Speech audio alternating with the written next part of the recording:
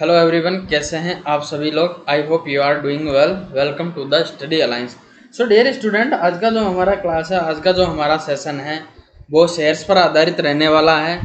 आज की क्लास में हम शेयर के बारे में जानेंगे, आखिर शेयर क्या होता है और इससे रिलेटेड क्या टर्मोलॉजीज है, क्या टर्मोलॉजी नहीं है, और किन चीज़ को शेयर कहेंगे या फिर शेयर क्या होता है। इन तमाम बातों को आज की क्लास में हम जानेंगे और इसके साथ ही इसके प्रकारों को भी देखेंगे, यानी टाइप्स ऑफ शेयर्स को भी हम देखेंगे।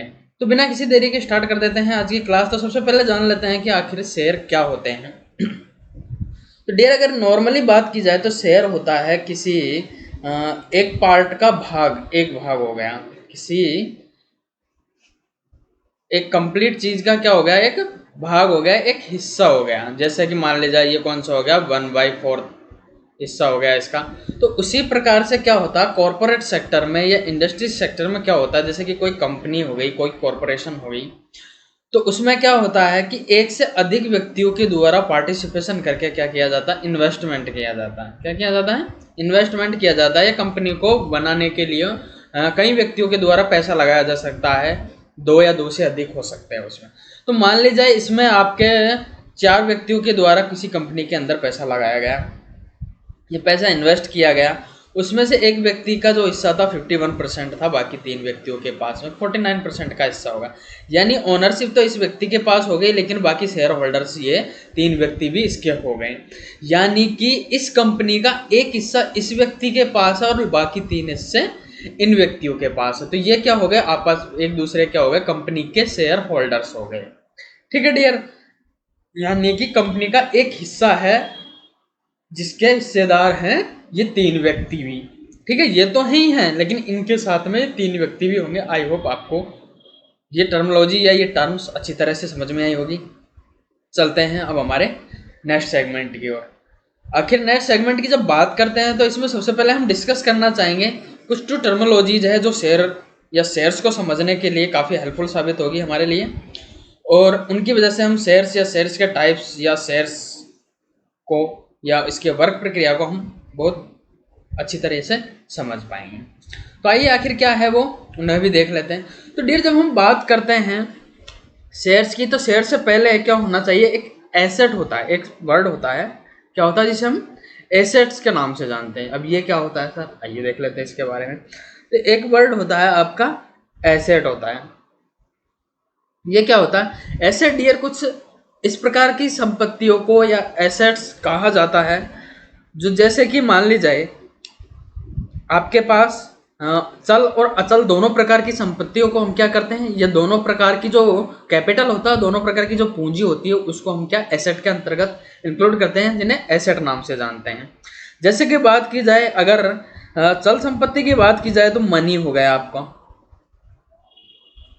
ठीक है, कोई मशीनरीज हो गई आपकी, तो ये सब किसके अंतर्गत आ जाएंगे, चल संपत्ति के अंतर्गत आ जाएंगे। लेकिन देन उसी प्रकार से बात किया जाए अचल संपत्ति की, तो जैसे आपका कोई लैंड हो गया, ठीक है, कोई लैंड वाला एरिया हो गया, हाउस हो गया आपका, सॉरी आपका हाउस हो गया।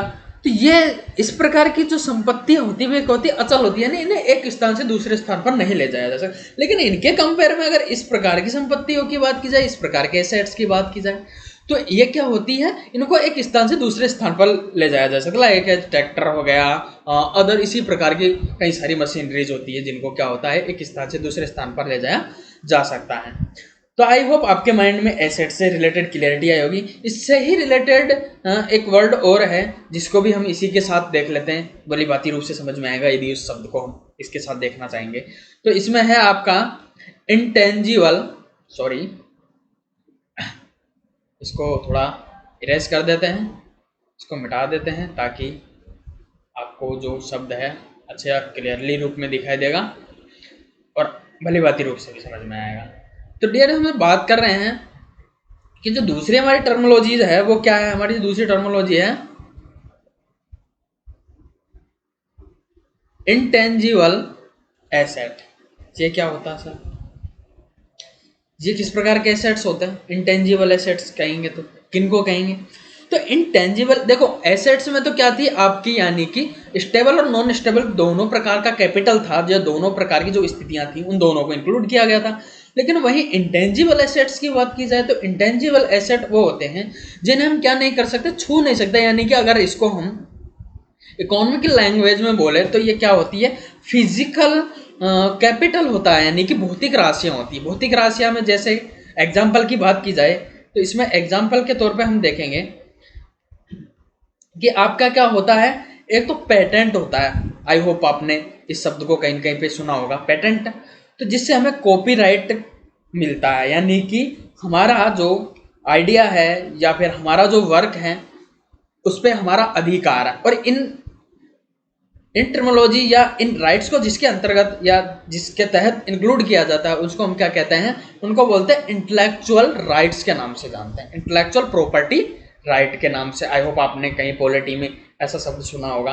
तो डियर, जो ये इंटेलेक्चुअल प्रॉपर्टी राइट है, तो ये जो राइट्स होते हैं वो किसके अंतर्गत आते हैं, जैसे कि पेटेंट हो गया, कॉपीराइट हो गया। जैसे कि मान लीजिए अगर नॉर्मली भाषा में बात की जाए, सामान्य शब्दों में अगर इसकी बात की जाए तो जैसे कि आपका कोई विचार था और आपके विचार को आपने किसी कंपनी को बताया और उस कंपनी ने आपके विचार को यूज करके या उसका उपयोग करके कुछ अच्छा प्रॉफिट कमा पाई या आगे उससे कमा पाएगी।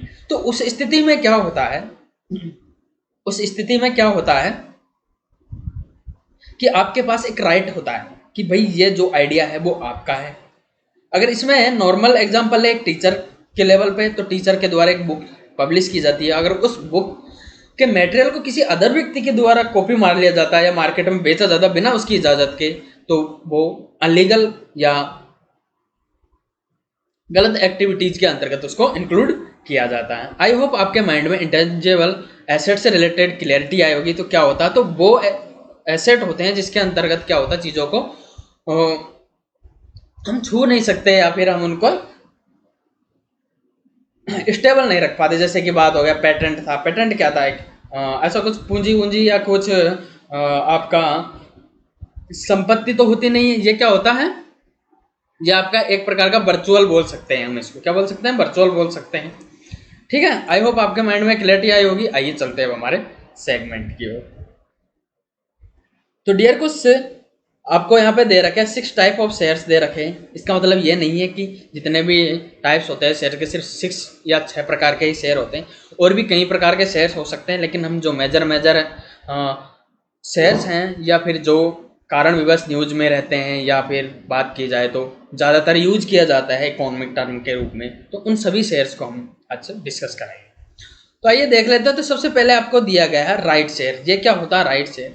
राइट शेयर हम कुछ उस प्रकार के शेयर को कहेंगे जैसे कि किसी कंपनी के द्वारा जब शेयर जारी किया जाता है तो उनके पास में कुछ राइट्स होते हैं। क्या करें कि वो अपने शेयर्स को सबसे पहले किन्हें जारी करें, अपने एम्प्लॉयज को जारी करें या फिर उससे संबंधित कोई भी पर्सन है कंपनी से संबंधित, तो उन्हीं को ये शेयर्स क्या किए जाने चाहिए, जारी किए जाने चाहिए। तो इस प्रकार के जो शेयर्स होते हैं उन्हें हम राइट शेयर्स के नाम से जानते हैं। देन यदि उसी प्रकार से बात की जाए स्वीट शेयर्स की, तो ये किस प्रकार के होते हैं? क्या सर मीठे मीठे शेयर होते हैं क्या? नहीं डियर, ऐसी कोई बात नहीं है। तो स्वीट शेयर्स हम उन शेयर्स को कहते हैं जिनको यदि कंपनी के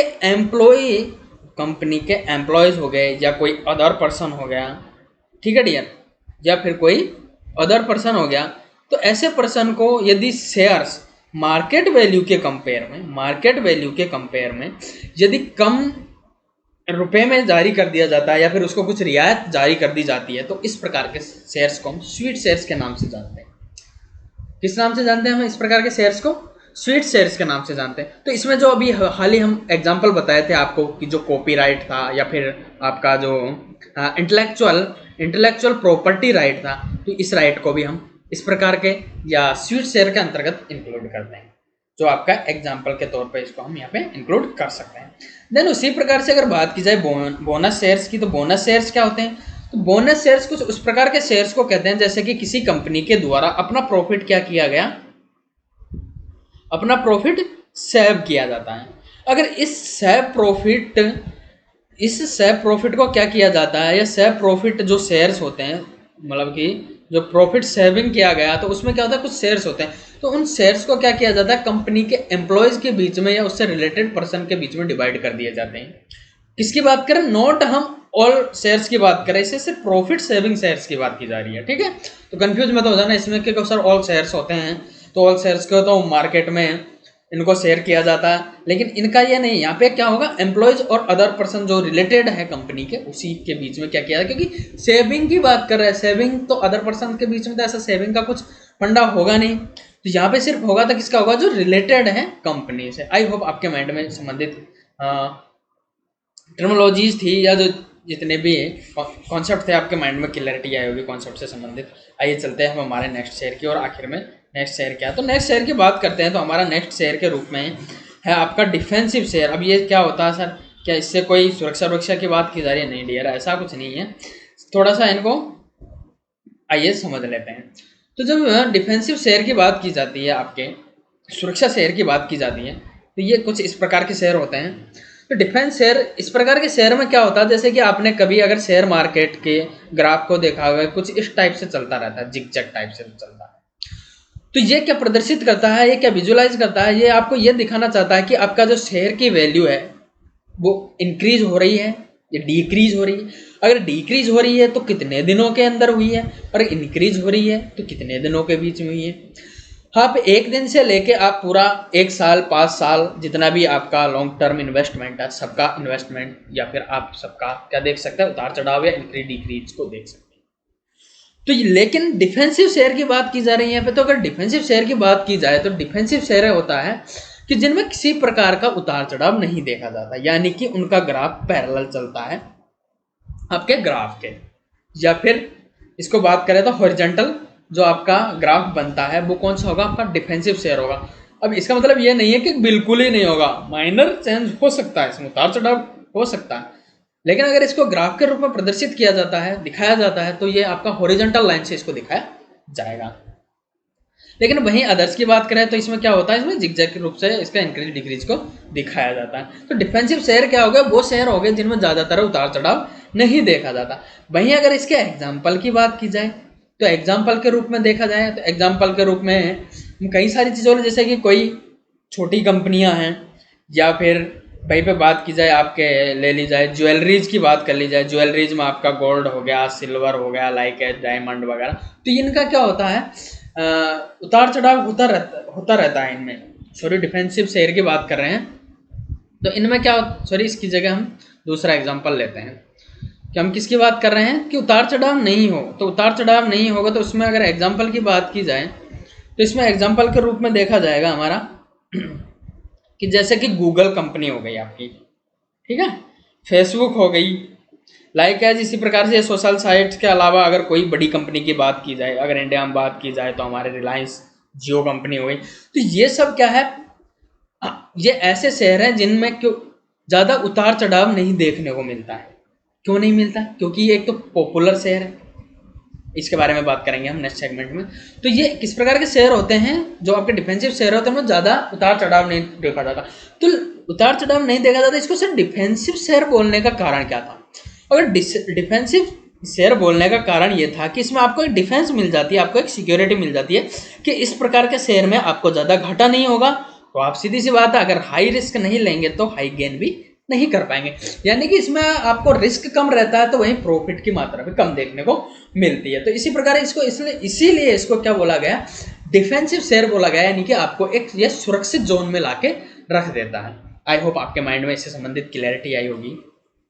यानी कि जितने भी फेमस शेयर होते हैं वो क्या होता है, उनका इंक्रीज डिक्रीज इतना इजी नहीं होता जितना कि एज कंपेयर अदर कंपनीज का होता है, जो ज़्यादा फेमस नहीं होती है, या फिर नई नई कंपनीज होती है, या फिर जिनका जो बैंक वगैरह की बात की जाए तो जिनका एसेट्स वगैरह बहुत अधिक होता है, तो उनके साथ ये प्रॉब्लम देखी जाती है कि उनके शेयर्स जो होते हैं बहुत अधिक मात्रा में इंक्रीज हो जाते हैं, जल्दी नए नए मार्केट में आते हैं, तो लेकिन वो प्रॉपर वे में काम नहीं कर पाते, तो उसके बाद में वही शेयर क्या होता है, एकदम से डिक्रीज की ओर भी चल जाते हैं। देन हमारा नेक्स्ट सेगमेंट है आपका ब्लू चिप शेयर। आखिर ये क्या होता है ब्लू चिप शेयर। तो ब्लू चिप शेयर की बात करते हैं तो ये कुछ इस प्रकार के शेयर्स होते हैं जिन्हें हम फेमस बोल सकते हैं। क्या बोल सकते हैं, हमने फेमस शेयर्स बोल सकते हैं। जैसे अगर एग्जांपल के तौर पे बात की जाए तो इसमें आपको बताया था, जैसे कि अभी हमने डिफेंसिव शेयर में लिया गूगल, आपका लिया था फेसबुक, या फिर इसी प्रकार से आपके माइक्रोसॉफ्ट ले लिया जाए। तो इस प्रकार की बड़ी बड़ी कंपनियां, इंडिया के संदर्भ में बात करें तो आपका जियो ही ले लो एग्जांपल के रूप में। तो ये बड़ी बड़ी कंपनियां क्या है, ये बहुत फेमस कंपनियां हैं।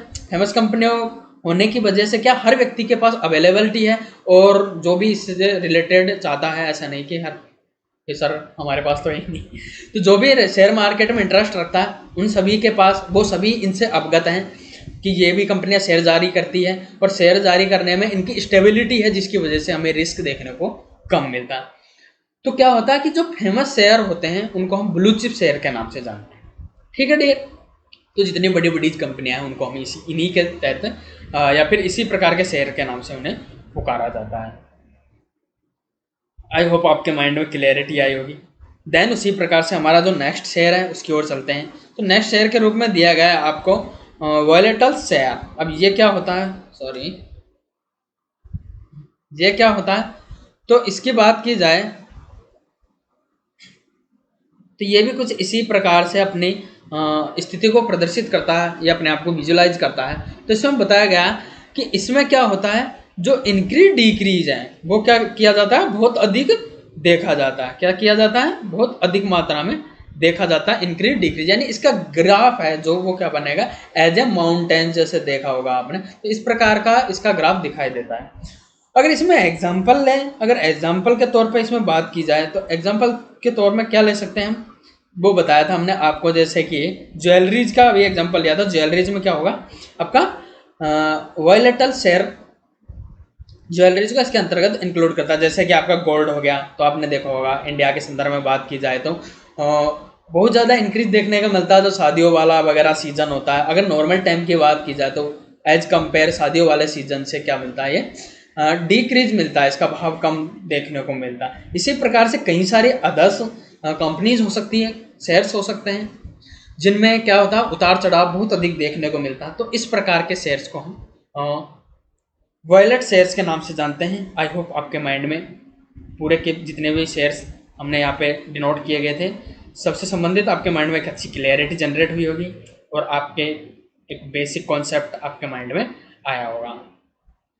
तो डियर, आज की क्लास को हम यही समाप्त करते हैं। उससे पहले कुछ इंपॉर्टेंट इन्फॉर्मेशन आपको बता देते हैं कि रिचरन बैरवा के नाम से फेसबुक पेज है, जिसे जाके आप फॉलो कर सकते हैं। उसमें तमाम competitive exam related information provide करवा दी जाती है द स्टडी लाइन चैनल की ओर से। और उसी प्रकार से टेलीग्राम चैनल है जिस पर तमाम वीडियोज की PDF मिल जाती है आपको, तो वहाँ से जाके आप इनकी PDF डाउनलोड कर सकते हैं। आज की क्लास को यहीं समाप्त करते हैं। जय हिंद, जय भारत। आई होप आपको बहुत अच्छी लगेगी आज की क्लास।